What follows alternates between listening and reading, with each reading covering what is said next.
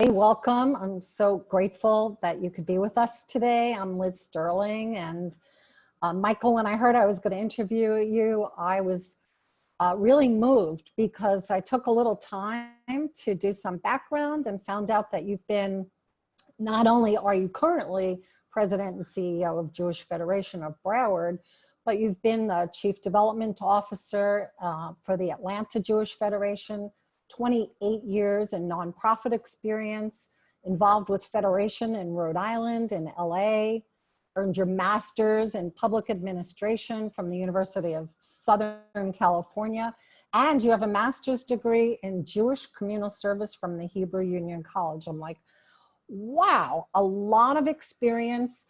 Plus you also have worked with other nonprofits, the National Park Service, Treatment Research Institute, Girl Scouts of America, National Trust for Historic Preservation. I mean, to me, you're like the ultimate caring community man. And I am so grateful that we're going to touch into the essence of who you are and that we can sort of vibe into the energy that you have and you hold so that we can take that and then carry it out into our communities as well. So thank you so much for being with us. Thank you for that introduction. I'd say, please call my mom and let her know some of these things. So, we're recording, so you could just send her the recording. Hey, but she's got it. I'd be happy. I have to admit, you have a wealth of experience. Like, to me, you appear very young, and that says to me that what you're doing is really feeding you on a soul level, like something is keeping you vibrantly energetic about what you're doing, even in the midst of a pandemic that we're going to get to. But what is this dynamic relationship? Now, you're a funny guy. I'm picking that up. So joke all you want. And just, I heard you're in your office, so that means you are wearing shoes today. And pants too. Most people on Zoom are like, you know, shoeless. Yeah, no, we're all wearing shoes and pants here. So you're actually in the office and you are continuing. You really didn't stop, but I'm sure things have changed. So bring us up to date, please. Yes, Liz, thank you so much. And Kim, thanks for inviting me to do this. Federation never closed. The reality is most Jewish organizations in the nonprofit world, we never close. Even on Shabbat, there are times when the calls come in and our job is to respond. So we're here. And during the pandemic, when news broke of this, we made a very conscientious decision that the majority of our professional team was sent to work from home, to work remotely. We were able to, through our national partnership, really understand with the epicenter starting on the West Coast, understand what was transpiring there, be able to prepare our team in advance, and then ultimately send people to work from home. Now, with that said, since the office was empty, it was fairly easy for me to come in, and a team of, at the beginning, some 5 of us, senior positions. I have Rabbi Arnie Samlin here, who is our Chief Education Officer for the Federation, Chief Education and Engagement Officer. So Arnie's been in and out throughout this from day one as well. Really staying in the office and being that face and response for the community. What are the greatest needs that have been presenting during this time that you're both meeting and also you're kind of stretching to meet, but maybe aren't feeling totally satisfied?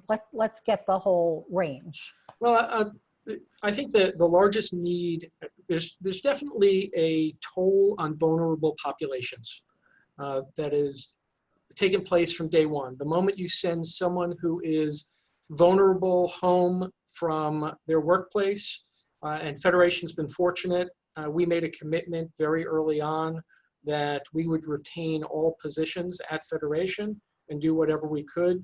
And frankly, because of doing that, financially, this has been one of our strongest years in terms of overall revenue across all streams. We made a commitment to our team, including our receptionist. And you'd think, well, you're shutting the office, why do you need a receptionist? And so Antoinette, who typically is sitting at the front door, here greeting people and directing where they go, has spent her time meeting and greeting individuals who are homebound, every day throughout this, working through a list of, I'd say in some days, calling 50 different individuals just to check in on them and see how they're doing and see what kind of resources. So we've been able to deploy people in ways that are a bit unique from what their current role or their stated role had been, and they all leaped to that as superheroes. But back to your question in terms of some of the needs, we definitely saw vulnerable populations that need assistance. And Federation's role in many part is to help fuel the direct service providers to make sure that they have the resources to tackle those needs.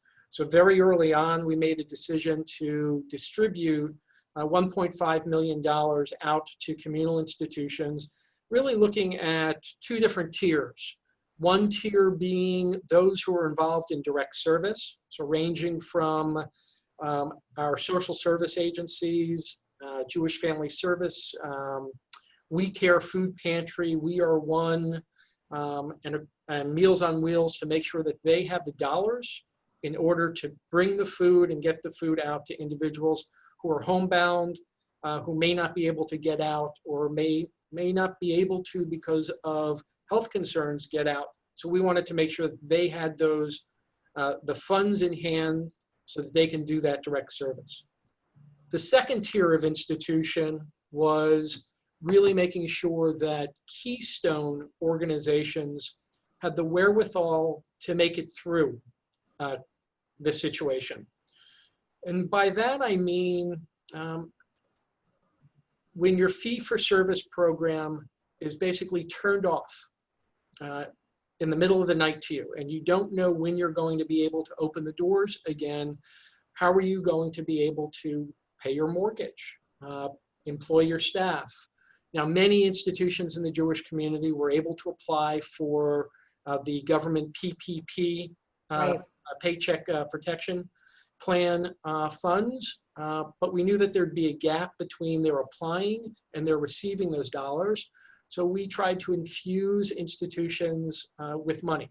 Some of them were classic institutions that we had been distributing to for years, but we also knew that there were other institutions that we typically didn't fund in a given year.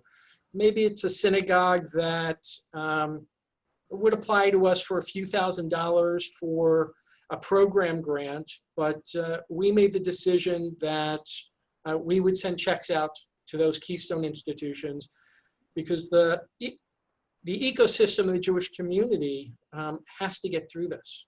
And when we're done with this, and I know we will get through this, our job is to make sure that there are systems, that there is an ecosystem that's viable afterwards. So we wanted to provide some resources. Wow, you are really doing your work, and you give me the feeling that the people who I wouldn't ever be able to reach are being reached through you. It's like I'm getting this image of like an octopus with all these extra arms that are going further and further and further and reaching around and embracing the people that really need the help. Let's do what I love to do and go to what I call... Let me just add one other component, and I think it's the additional component role that we've been playing, and a lot of this is Rabbi Samlin's department, is really doing a role of coordination. So whether it's early childhood educators, the day school educators, the heads of day schools, the synagogues, it's maintaining a level of contact with them as not just individuals, but as a group, so that they can lean on each other, learn from each other, seek advice, set communal plans together. We met with all of the rabbis through the Board of Rabbis to help set a communal policy around life cycle events. So really trying to structure as opposed to individual organizations, really trying to maintain that sense of unity during a time of social distancing. And continuity, so that there's continuity between the organizations. And what about continuity through the variety of different federations in various different counties? For example, I'm Palm Beach County, you're Broward County. Is there something that is overlapping to create that continuity? So there is something called the Jewish Federations of North America. We exist in what's called the Large Intermediate Federation Group. Every week I speak to a team of 18 executive directors across the United States from that unit, just to see how we're doing, what we can learn from each other. In part, we knew what we were doing ahead of time because Seattle had already been through a large portion of their shutdown, so it guided us.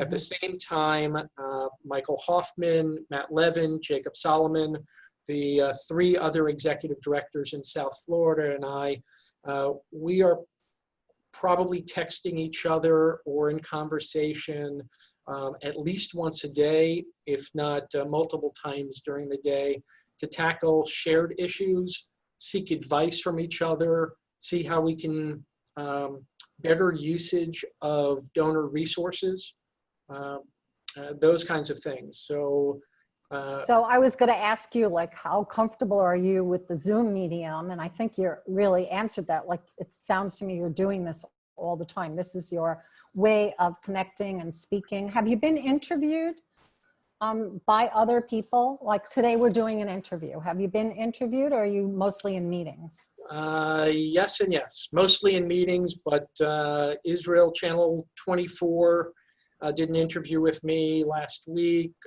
So I'm doing some things back and forth in terms of that as well.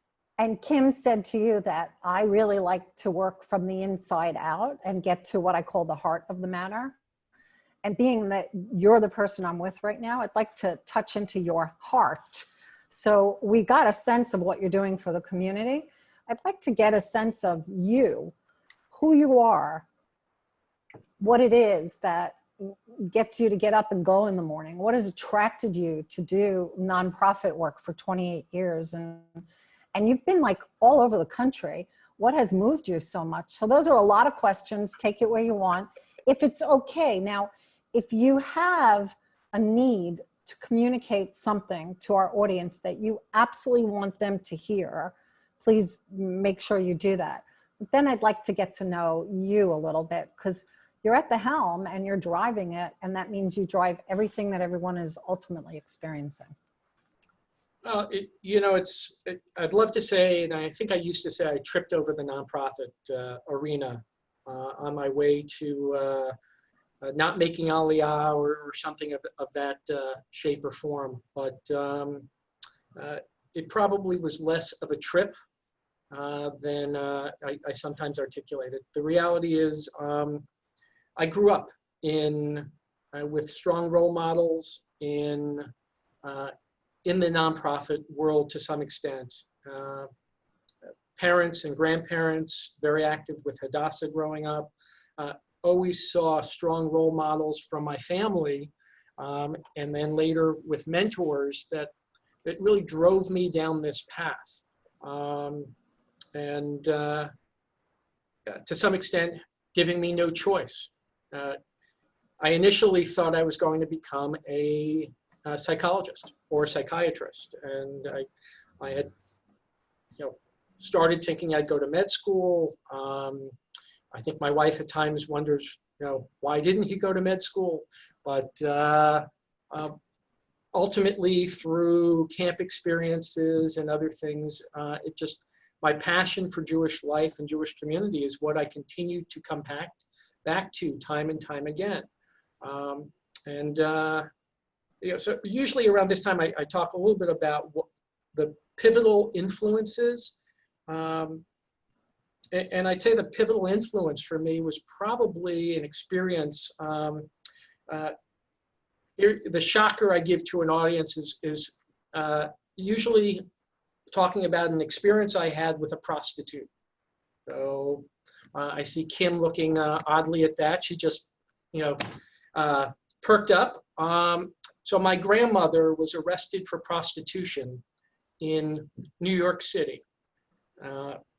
No, she wasn't walking the streets or anything of that sort, but she was a lookout on the docks of New York as her boyfriend, soon to be my grandfather, was helping to load ships with weapons bound for, at that point, Palestine. What year? Give us the year, time frame. So it was in the 1940s, before the State of Israel was founded, though. So the men were working to smuggle. The women were looking out to make sure that the police, you know, weren't coming. Someone had heard some noise from the docks and called the police. So the women didn't know what to do. So what they ended up doing was they solicited the police officers. So, brilliant. Absolutely brilliant. So that they could protect what was happening with the men. exactly. Yeah, great. You know, the women were arrested. The men got away with it. So, you know, in part, I come from a long line of individuals who are not just donors, but a line of doers. And, you know, so it always comes from that construct of really rolling up your sleeves. And when you talked about the role models of your family and you talked about the mentors that you've had, what are some of those qualities that really stand out for you in a role model or a mentor, the ones that you resonate to? So I think it was individuals who not just spoke passionately, but through their actions. And it took me a while to see this. These were individuals that learned their craft throughout their lives. They never stopped learning. They never stopped doing. They always rolled up their sleeves. It wasn't someone that, you know, I run a big board, a couple boards. I have a deep appreciation for people who sit on board, but much more of an affinity towards people who not just serve on boards, but roll up their sleeves and get their hands dirty with the with the actions and the work. And there's a saying, say what you mean and mean what you say, but you take it a step further and it's say what you mean and do what you feel, what you mean. You really admire and have respect for the doers, of which you are. Those get in there. So there's a lot of lip service. I think that you don't have much affinity for that. Yeah, it's also a sense of restlessness. I navigate or levitate towards individuals who are a bit restless. They don't want the status quo. I started out my career with Federation. I interned in LA, but then became a full-time professional in Columbus, Ohio. And I remember Les Wexner of the Limited Corporation. And Columbus was unique. You had the Wexner family, you had Florence Melton, her son Gordy Zacks, the Schottenstein family. So really some incredible leaders in the Jewish philanthropic world and Jewish educational world.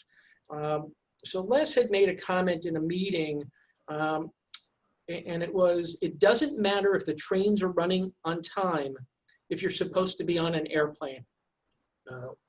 So I'll say that again. It doesn't matter if the trains are running on time if you're supposed to be on an airplane. And the reality is we're living in a world that, I don't know about you, but at this point, I'm wondering, where is my flying car? So we should have hovercrafts. You know, clearly supersonic flight should be what's taking place now. And the Jewish community shouldn't be a stranger to innovation and really fostering that sense of dream and discovery. So those leaders who are constantly, we guide ourselves by the lessons we learned from the past, but we shouldn't use the past to hold us down. We should use the past to guide us towards those future dreams and what we're able to do. Constantly looking forward is something that you say, constantly looking forward. So do you think that we've been tethered in some way to the pain of the past? to people holding us back or limiting those who have the dreams, the big dreams? I think that, yes, I do at times find that we hold ourselves back, the ghosts of the past, the ghosts of institutions. We can't do something new because the institution's always been this way. But the world is constantly in motion, and we should be constantly in motion too.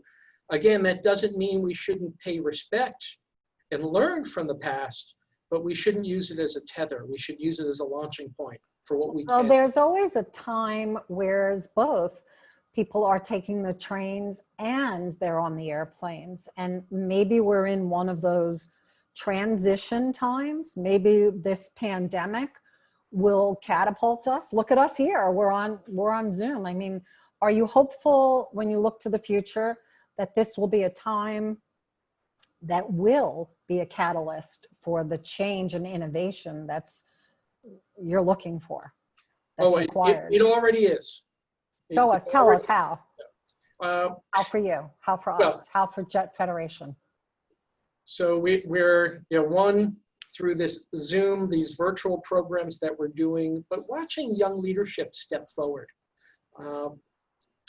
Federation's a legacy organization, and if you combine both the two federations that ultimately merged into the Jewish Federation of Broward County, we've been in existence here for 70 years. Yet, our board members, I've got 6 board members who are 40 years or younger. Some of my officers, just the future looks very bright when a legacy organization, we used to say we're like an aircraft carrier. It takes a long time for us to move one direction or another, but we're quickly becoming a speedboat. So there's new energy. There's clearly new energy that's moving things a lot faster than it used to happen before. Exactly. And that doesn't just come from, the young folks. It does come from, we joke, we have YLD and we have OLD. So Young Leadership Division, and then I'm part of that OLD. I don't know how, you look like a kid to me. Thank you. It's my family that keeps me young. So that's great. Maybe it's the work that does it as well. But I think of, I remember one of my first days in my position here, I was at Becky and Alan Tinter's home, and Elisa Mogilevsky, who's on this Zoom right now, said, what are you going to do to bring us forward with all of us who've moved to the East Side? And it was through that conversation, I see Debbie Hoogman shaking her head as well, conversations with many on this call where we created a position, opened an office, and began to do directed programs on the east side of Fort Lauderdale, because we understood that Federation couldn't exist in its bubble of its office located in Davie, but we needed to exist in the broader reaches of the community where everyone was living and everyone was acting and everyone was doing. And it's been a tremendously successful process, and it's only at its beginning. That's great. I'm curious about something. You've had a lot of history and organizations that you've been involved with in the nonprofit. And when I hear you speak, your identification with your organization that you work with, Jewish Federation, it's like you and it are one. That's how it feels. Like you're it, it's you. Does that happen, or has that happened with all of the organizations where you've been director of development, where you've been in a senior role and capacity, when you worked with the Girl Scouts or you worked with other institutes? What is this that happens that can have you become so identified that you live it and breathe it? I imagine you go to sleep at night thinking about it and wake up in the morning. Am I accurate? Is this true? And what do you think that's all about? So it is true. For better or worse, there are times it's hard to, certainly in the position I'm in, I am often the face of the organization. So now more than ever, it's very easy to have some confusion of identity. Where does the Federation begin and Michael end, and vice versa? And thank you for saying it so succinctly, that confusion of identity. I think I was a little afraid to say it quite that way, but since you did, you give me entree to go in there with you. Yeah, no, I started out in nonprofit working for Hadassah at 50 West 58th Street in Midtown Manhattan. And in a 12-story Midtown office complex, there were, I believe, 8 men out of some 300 women working there. It took me a good year to understand who was actually a paid professional versus who was the volunteer. And at that time, Hadassah was probably 99% volunteer. Right. Of the 8 men, 2 were security guards, 4 were working in the mailroom, and the remainder of us were on the education team for Young Judea.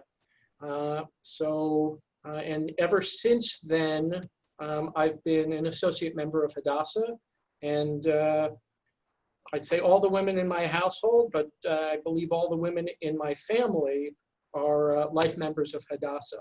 So I can't get them not to send us 3 separate magazines, but okay, Kim. but we all get them. I often have new professionals come to me and say, how do I create a distance between my personal life and my organizational life? Yeah. And I counsel them that this is probably not the career for them. So you either buy into and live and breathe with love and enjoyment, and at times frustration, but you either have to love it or this isn't the career for you. And we are communal professionals. My diploma, I'm looking on my wall, from Hebrew Union College says Masters in Jewish Communal Service, and we were called communal servants at the time. Interesting. And I don't say that in a negative. We serve the community. Right. And you have to. Well, as you said, you've been open, your office has been open, you've been going in the whole time through the pandemic. I honestly thought I'd be speaking to you at home. Like I said, that you and I would be like, yeah, we're not wearing any shoes. You know, we would be like identifying with all the new Zoom things that are happening, but you are really right there. Well, in fairness, we do have an office in the house. It's a spare bedroom. The moment I set it up, my wife started using it for her work at, Lynn is the executive director of B'nai Aviv. So we started trading off, and then our daughters, one who is a senior at FIU, and the other who's a senior at the David Posnick Jewish Day School. So Lynn and I were basically kicked out of the offices, and we found it easier to just go into our regular offices because of our daughters. So. Being that there's such an enmeshment, I think that's an accurate word, between you, yourself, your identity, your work, what you do. What do you do to take care of yourself when your frustration level is like really high? Where do you go? What do you do? What practices and resources do you have to tap into that help you regain your balance, your center? So it's a great question, and it's dependent on, I do volunteer as a volunteer firefighter, although I don't do that much here.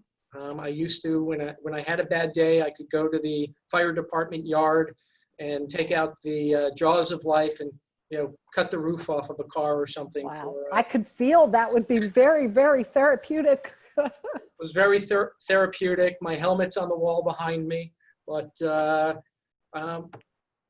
I also ride a motorcycle. I wear a helmet all the time. I typically only ride early in the morning on a Sunday, very early. I get out. I can't take phone calls on it. Oh, you know, your wife must be listening. You want her to know how safe you are on your motorcycle. She's the one who bought it for me, just to be clear. She made 2 phone calls that day, one to the insurance company for the motorcycle insurance and one to the endowment department here for Federation. But it is that, call it a Zen, clearing your mind a bit. But the reality is, Lynn and I spend a lot of time just talking through our day and through some of the challenges and the opportunities that we've seen in the community. Yeah. I think Let's talk about this one thing that has been a thread in your family and in your life, and that I think you really value is this volunteerism. You're actually still doing it, aren't you? In the middle of the work and the pandemic and your activities for self-care, you volunteer as well. That seems to be something that's really at the root and the heart of your family and you and your beliefs. It must give you something. Well, it's one, we value deeply being role models to our kids. And I think we had strong role models, so it was important for us to make sure that we passed that on.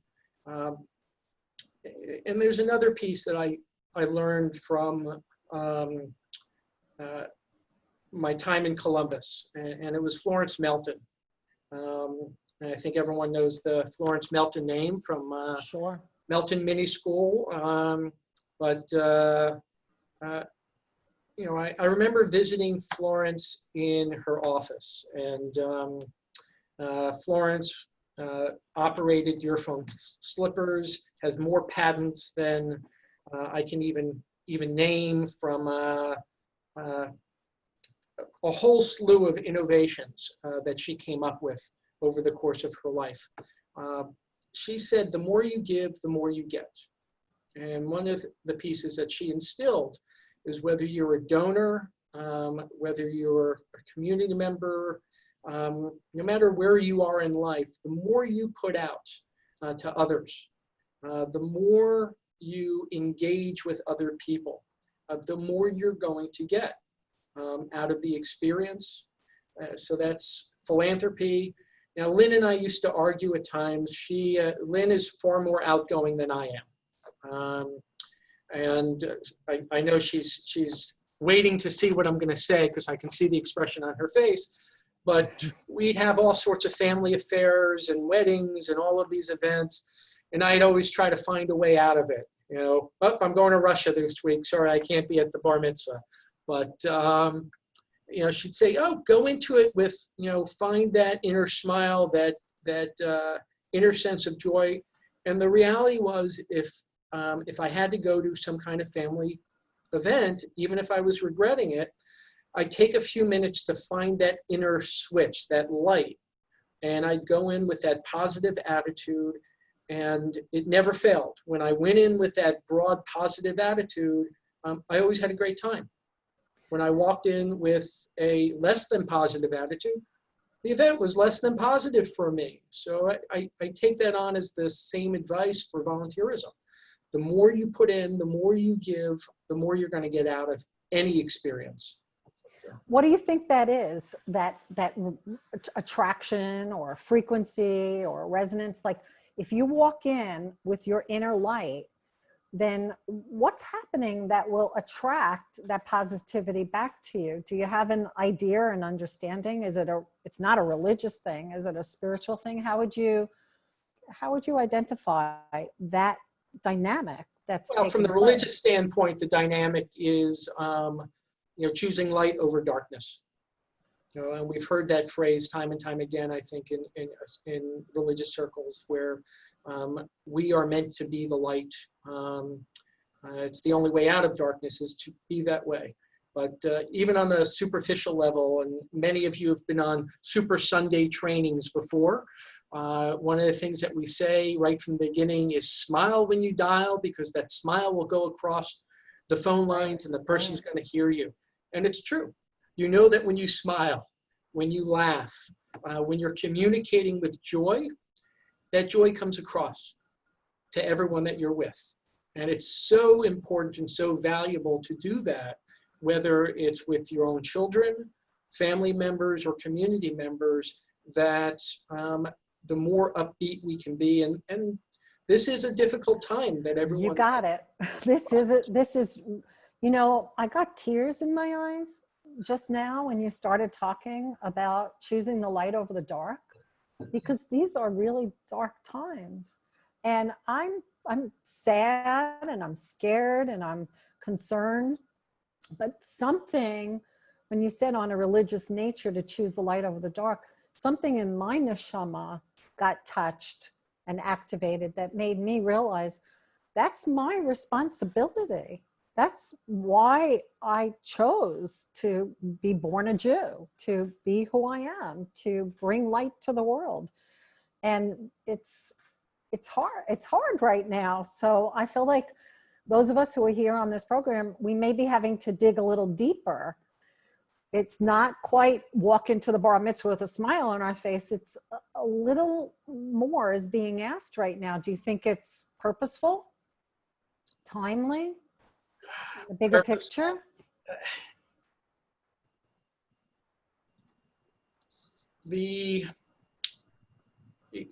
Call it faith. I know we will get through this. And I believe we're going to get through this stronger. And it is a tough time. I'm often asked, what are the things that keep me up at night? And I think in past months, I talk about anti-Semitism. Now, frankly, listen, the Klan marching down the street here, oh, that's easy. I know I could tackle that one. This is different. We're at a different time right now. And what's keeping me up is the fractured state of the world right now. Yeah. Our lack of ability to have conversations with each other. There's a book that I've been reading, actually a couple different ones, but two women, and I'm forgetting the authors, Silvers, I believe, and the title of the book is "You're Wrong, But I'm Listening." Two women who are diametrically opposed politically from each other, but they were part of a book club or a social group, and they realized how distant they were politically and what fracture that was creating in their own lives. So they decided to blog together and try to come together with a sense of, how do we listen to each other? How do we start? And it doesn't mean I have to agree with you. You think the scholarly houses of Hillel and Shammai, there are something like 600 arguments where differences of opinion are shown throughout the Talmud. I think it's actually 300 that are tracked. They don't define those as aggression against each other. The Torah defines those discussions as positive arguments for the sake of heaven. It's a very different way of looking at community. I worry about the societal divides that we're in right now, that I'm not sure there's a lot of positive that is for the sake of heaven, but I've got to believe we can find a way to create greater unity and come together. And I take it to the last couple months, we've had the heads of the 10 day schools that operate in Broward County, all working together. And in many cases, they're competitors. But I remember early on when one of our smaller day schools was having a major technology issue. And the headmaster from one of our larger day schools said, oh, I think we have the solution. Let's put our tech people in touch with each other and let's solve this. Right, bridging the divide. Right. They collaborated, and since then, they've all been working uniquely together. And I believe that that togetherness is going to last us a long term and help bring us through. Well, thank you for instilling within us to have that faith and the vision to see that we will bridge the divide that we're feeling, the being fractured. You know, there really is a sense of being fractured. A lot of the people who are listening today, they're grandparents and they have grandchildren. What do you recommend to help our grandchildren today, our children, to hold true to the values, to be active in Jewish life? To what qualities can we instill within them? How do we talk to them? What do we say to lend a hand, that faith that you talk about, that we can give them some of our light, you know, to help light the way for them? So a few months after I arrived in Broward, I wrote 2 articles, both published. One was on the topic of terminal degrees, and the other was about non-negotiables. So terminal degrees, when I speak about that, I'm talking about if you're going to be a doctor, you need an MD or an OD or DO. You know, some professions require a PhD or a master's. Lawyers require a JD. So the minimum degrees required in order to perform your profession, so are terminal degrees. To be Jewish, what's the terminal degree? You know, history has shown it's the B'nai Mitzvah. And to me, therein lies the problem. Do we expect after a bar bat mitzvah that, you know, Jews are going to be proficient in the profession of being Jewish? So we have to go beyond. So I was asked after writing that, the terminal degree article, what demands am I willing to make aimed at ensuring the Jewish future? And I had a little bit of trouble with the article because I dispensed with political correctness, and I put together a very strong list of non-negotiables. The first one being Jewish grandchildren. So, and I wrote this prior to my son being married, and I feel even stronger about this today. If the thought of going to your grandchild's baptism troubles you, then do something about it. Raise your children to be Jewish. Raise your children to be instilled with Jewish living and learning. It all begins with family. And I'm not saying that you should dispense of your child falling in love with someone who isn't Jewish. If they do, embrace that person into the Jewish community and the Jewish family. Don't reject them. You know, what better is it to build our numbers? Because if you reject your child and who they've chosen, then you've lost them to the Jewish world. You haven't grown the Jewish world. So that was number one for me. I put together a long list, but I'll save you and I'll just do some of the shorter ones.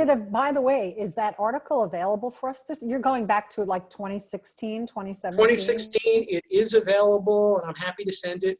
The other component is get to Israel. So, I had a feeling you were going to say that. It's your responsibility. You talked about that your whole life maybe was because you didn't make Aliyah to Israel, and now, you know, you're saying like get to Israel. So it feels like Israel is a very strong part of what's in your heart, what's in your soul. I am very much a cultural Zionist. Like many of you, you probably didn't love Hebrew school. I hated it with a passion. I spent a lot of time in the principal's office, not because the principal and I were good friends, but it was Temple Bethel in Somerset, New Jersey. I can still picture the principal's office and the number of tiles. on the ceiling. I know that number. So We have to believe you when you say that. That means you were there enough. it was just, it wasn't a great experience. Right. It was camp, it was Israel. It was that sense of cultural connection to the Jewish world. And it was through that kind of experience where the Jewish stuff stuck. If it had only been the Hebrew school, without the camp, without the Israel experiences, I don't know where I would be today. But to me, very much Israel. So there's an interesting statement. Everyone's familiar with Achad Ha'am. So say it what it is, so you don't have to Achad assume. Ha'am. So he's one of the foremost pre-state Zionist thinkers and founders of what I would call cultural Zionism. And his most famous line is, "More than Jews have kept Shabbat, Shabbat has kept the Jews." And it's interesting because he was not a religious man. But Achad Ha'am believed that if you're going to develop a Jewish state, it must be a Jewish state and not just merely a state of Jews. So, and it's through those teachings that, I've always felt that connection to both Israel and ultimately the tie back to the Jewish world and the Jewish experience as vital and deeply important. So with regard to your cultural Zionism, and I love what you've shared, and I love how your words, and you play with the words and the stories that you share. How about your role as a religious person? Are you religious as a cultural Zionist? What are you? How do you see yourself? Sure, I think I struggle with many people over the issue of labels, religion, where it plays into my life. Listen, I think we should all celebrate Shabbat, but that doesn't mean I'm not going to judge how you do it. If Shabbat to you is a pepperoni pizza, then great, bring home the pepperoni pizza and light the candles, and do it as a family.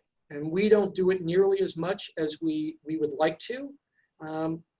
If one thing this isolation has done for us is gotten us to sit around the table a bit more and recognize the family construct and recognize celebrating and breaking, doing the hamotzi and breaking a challah off and enjoying Shabbat a little more as a family.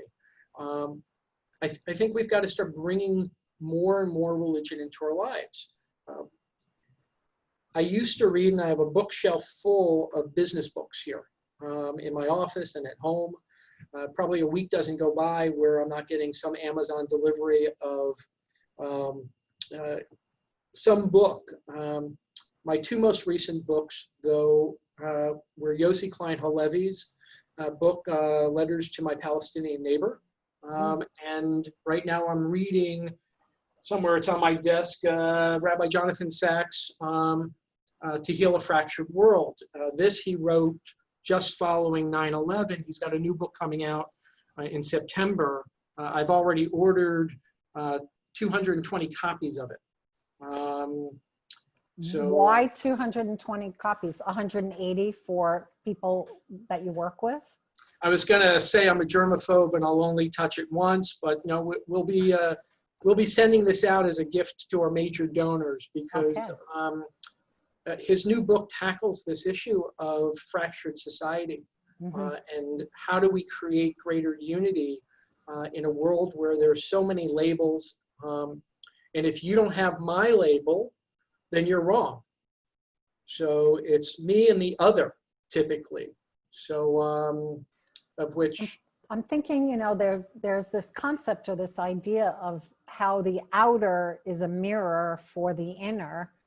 So if we're talking, and you've brought it up a couple times about the fractured world out there, what does it really say about our own fractured ourselves in a world that commands and demands so much of us. And some of us don't know who we are or what we're doing or what we believe. We've lost our, our roots and our religious and our values. And do you think it's true this fractured outer world could be a mirror for the fractured inner world, and that's why it's so important to come home for the Sabbath? I think people are searching for meaning. And it comes in at different times of their lives. And at times when you're lost, it's easy to grab a hold of a label. It's convenient, but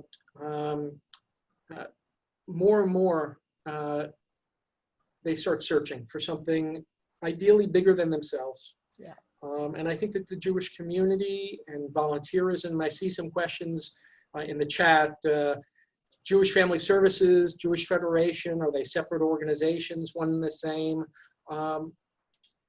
While we're separate, we are the same. We're part of a communal ecosystem that seeks to enrich Jewish lives, seeks to bring the community together, not because we're looking for us to all stand under one banner, but ideally because we seek a shared future together. I think that pretty much sums it up in what it is that we're doing. We're seeking a shared future. It's probably the reason why we are here on this call today, so that we can, again, choose to be the light in the world and to carry this sense of belonging and carry it forward. I love how you keep going back to, or you kept going back to, about the labels, and it's really less about the labels and more about the essence of who we are, and where you said, bring your values, bring your beliefs to your children, establish homes for them, and yet at the same time, if they come home with someone from another faith, embrace them. Just make sure that your Jewish roots and values are something that are alive within you, that will be felt by the other. And I think that's where I started. It's like, I want to feel you because you're a very unique human being who has been so deeply enriched by volunteerism, your family, role models, mentors. You have stories that are rich and you have depth. And I am grateful and excited that I could touch you. Would you leave us with a story or something that, I know you want to say, and I'm going to ask you, to leave us with that, if you would. Well, I'm not sure I have a true story, but at some point in here, and thank you for the lovely comments. It's to me, it's a true honor to serve the Jewish community. And I feel very blessed to be in the role that I am. I'm often asked, not only, what keeps you up at night, but what gets you out of bed in the morning. And, I was thinking, I'm going to name a few people. So a few local people that, beyond my wife, that gets me out of bed in the morning, because if I lay around, she kicks me out of the bed too. But there are community members, and I've already mentioned Elise Mogilevsky, but Mark Vesey, Debbie Gober, Bob Schneider, Ron Rothschild, Sammy Schulman, Steve Jackman, and probably 1,000 others. Kim, and the work that Kim does as a volunteer. So Mark Vesey is in his 30s. Debbie, my contemporary. Each week, Mark and Debbie spend their time, in addition to their own lives, visiting vulnerable community members to make sure that they're getting food and they're getting companionship, popping in on them. And I'm not sure when I was in my 30s if I was, out doing another job. And Mark is a concierge car broker. that I take time from building my career to, travel around the community delivering food to Holocaust survivors. But week after week, Mark does it. Bob is the board chair of Federation. Sammy Schulman's a past board chair. Listen, if you ever want to know how the kishka is being made, become a board chair of an organization. You really see what's happening on the inside. There's no reward. They'll get a plaque at the end that says thank you, and a lot of source in between. But the work that they're doing as volunteers to guide and move the community day in and day out gets me out of bed in the morning, because it's so exciting to see that passion grow. Ron Rothschild works with the kids at Give You at the David Posnack JCC, kids with developmental disabilities. He teaches them how to box. And one would say developmental disabilities and boxing. Well, there's footwork that's involved. There's hand-eye coordination, building a sense of personal confidence and growth. Steve Jackman, who's also a past chair of Federation, has been the chair of Jewish Family Services for the last several years and just stepped down. He's created an incredible vision for that organization's future and really helped bond our organizations much closer, which is why some people don't always realize that we're separate. Clearly, it takes a team, which you're a part, and their inspiration rubs off on you. How they're inspired becomes your inspiration. So we have thousands of volunteers and incredible professionals across organizations that day in and day out focus on caring for the vulnerable, being innovative and enriching for new opportunities for vibrancy. Together they focus on innovation. And it's just, it's really empowering being entrusted to help guide that group. So, well, you've definitely excited me today in the whole of the possibilities of choosing, the light over the dark, of volunteering, of making a difference, of knowing that what I give, I'm going to get a lot more back. And you've given us a lot to work with. I'm so grateful. Thank you for being with us today, Michael. Your work is valuable. Kim, you're going to pick it up and take it over here. Michael Balaban, thank you. I really, really appreciate it. Thank you, Liz, and thank you, everyone, for spending your time listening to me. You bet. We've learned a lot. And I'm just really grateful that our community is being recognized as one community, and we're part of the family. And as we meet our relatives, it's good to say thank you for your support. We're here doing all the same work. A learned Jew is going to be an inspirational Jew. A passionate, joyful Jew is going to be the role model that makes our children and grandchildren want to be part of the celebration of life through the Jewish lens. And I kept sending Marcia questions, and you kept answering them before we got to the end. So, wow. We must be working all on the same wavelength. Yeah, I was feeling that today. I was feeling that there was definitely a connection, and we were really in with each other. Michael, you like brought it all the way around. And Kim, I wanted also for you to share with everyone some of the opportunities for traveling with IJKL. Because I know, are we going to Spot? Because I know we had Spot on.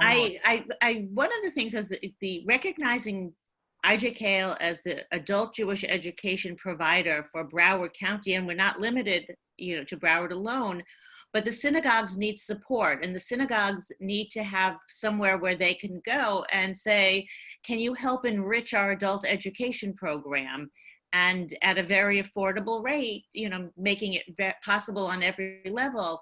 for us to come in with more programming opportunities. And I've gotten some feedback that a couple of synagogues are definitely interested in going back to Sfat with the teachers and the mystics. We're in Prague.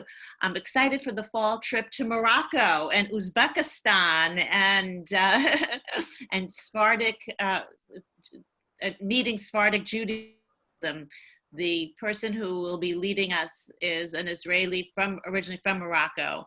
And she, a little bit dismissively, she said, Americans think that only Ashkenazi is Jewish and don't know anything about the rest of world Judaism.